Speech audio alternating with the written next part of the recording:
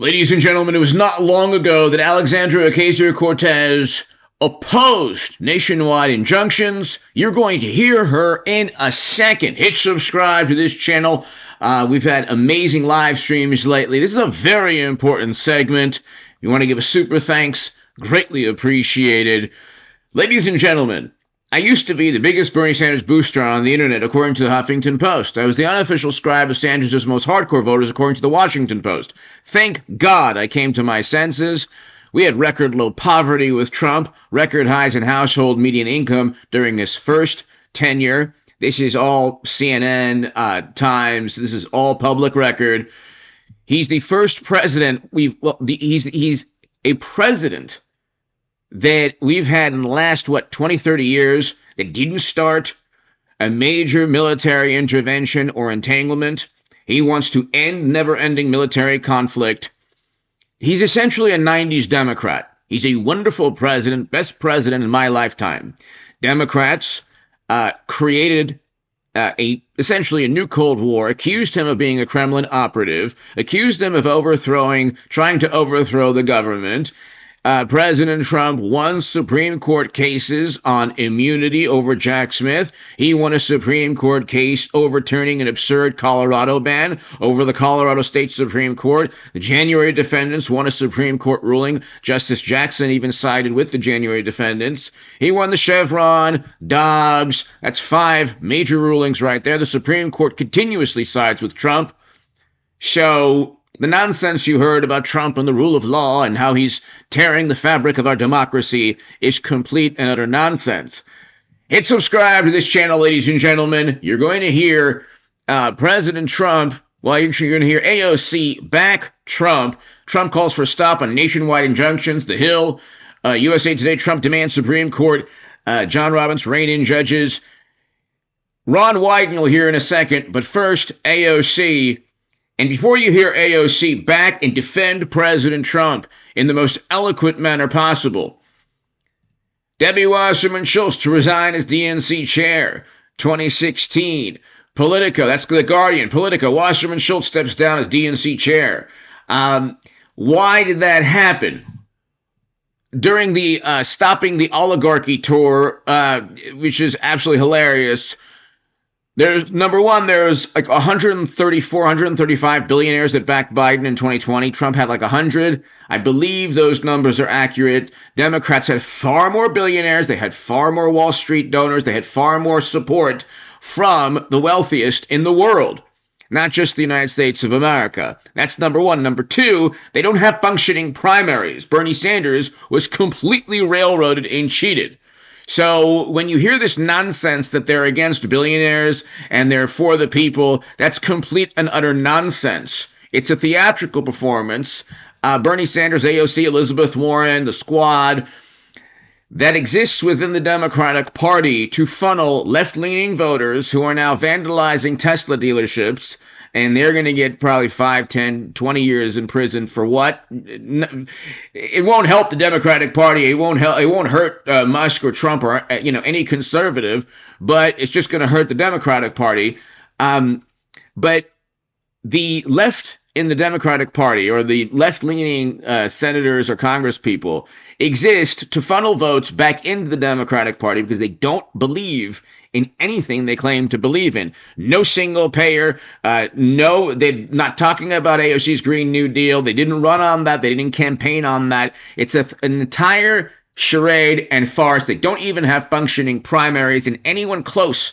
And if anyone like Bernie Sanders or Bernie Sanders himself gets close, they cheat the person in a farce of a primary. But anyway, let's continue. This is AOC backing and defending President Trump. It's on X. I don't have X. I don't have, former Twitter. I don't have Facebook. I don't have Instagram. I have this YouTube channel and a couple others. But this is my main, obviously, YouTube channel. Hit subscribe to this channel right now. Let's listen to AOC defending President Trump. This afternoon, a couple hours ago, what did you think? Well, I think rulings like this, and I think we've seen from the FDA and also from activity in Congress, that some of these rulings, I think we've been preparing and anticipating for there being these egregious overreaches by members of the judiciary appointed by a right-wing Republican Party whose goal for a very long time was to just pack these courts with partisan judges, often underqualified or completely unqualified.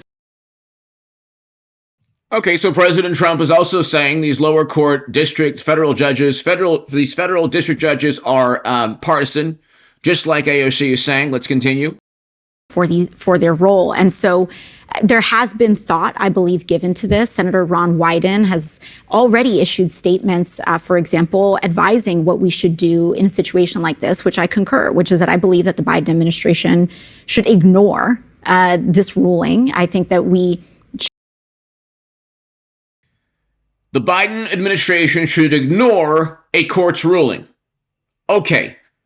Thank you, AOC, for backing and defending President Trump, Pam Bondi, Marco Rubio, this administration, and a potential effort to ignore the nationwide injunctions. So she's referring to a nationwide injunction.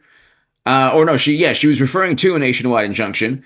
And let's continue. She wanted the Biden administration to simply ignore the ruling.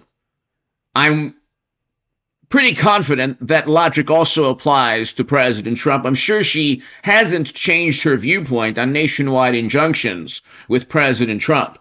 You know, the courts have the legitimacy and they rely on the legitimacy of their rulings. And what they are currently doing is engaged in an unprecedented and dramatic erosion of the legitimacy of the courts. It is the justices themselves, through the deeply partisan and unfounded nature of these rulings, that are undermining their own enforcement. So you're saying the Biden administration should ignore this court, but what does that look like? What does that actually mean? You know, I think the interesting thing when it comes to a ruling is that it relies on enforcement.